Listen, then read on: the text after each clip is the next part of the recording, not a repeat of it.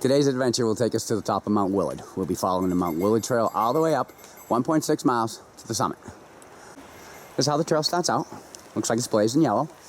From research we've done, it appears to be a relatively easy mountain to do, with great views up top. Not really sure how many views we're actually going to get though, because there is a lot of overcast. But this is on 52 with a view, so we're moving on. All right, coming to the first water crossing. So I was going to come across now. It poured like crazy this morning, so there's a lot of water. We're working our way across the only rocks that are exposed. That's a rocky rock. Brands is enjoying herself. So there's a lot of mud on the trail right now too, which is because of all that rain. So just I presume it will dry, but then again, I don't know. They've been calling for rain the rest of this week. So there is a lot of muck.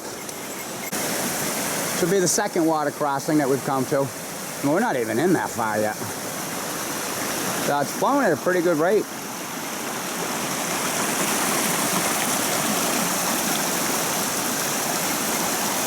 Shortly after you cross the second water crossing, the trail will go to the right and it will begin to ascend.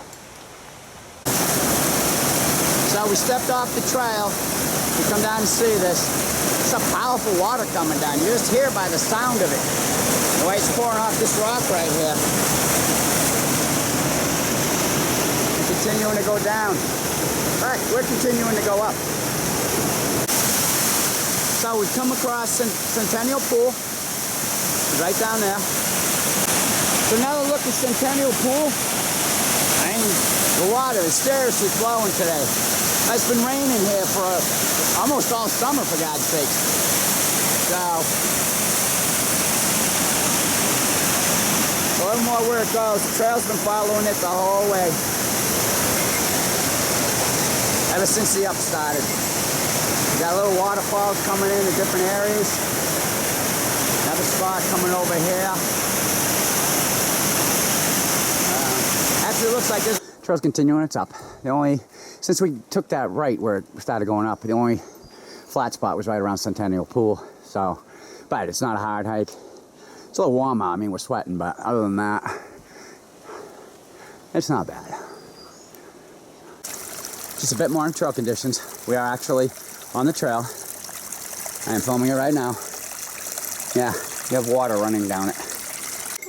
Kind of on this flat section now. It's kind of nice in here. I mean, the trail still has water running on it, but it's not bad at all. Nice and flat. Okay, so we've left the ledges of Mount Willard, and we followed the trail as far as it will go. Supposedly, we have crossed the true summit of Mount Willard. So we're taking another shot from here. You can see the clouds are starting to roll back in over to the mountains. And as we pan and come down into Crawford Notch, you can see Route 302 right there. And as you continue to pan to the right, you can see the train tracks for the North Conway Scenic Railway. Zooming in, we have the Willybrook Bridge. Going over a little. That section right there would be where the Willard section house used to be. And there is a memorial down there. That's where we intend to head once we come down off this mountain. So we'll tell you more about that later.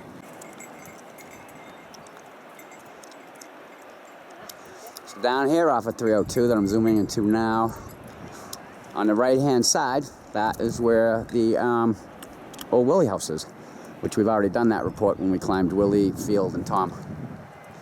So, views are fantastic up here. They really, really are. Mount Willard itself has quite the story too. Supposedly below us, off these ledges, is what people refer to as Devil's Den. And those of you who have watched our other videos know it's not the same Devil's Den that we've already been to.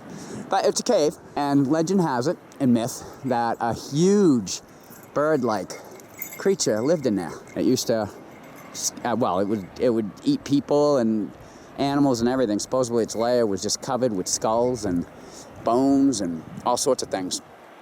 And legend has it that it came down and got a squaw one day from an Indian tribe. And her boyfriend, the Brave, was so upset with it that he wanted to kill it.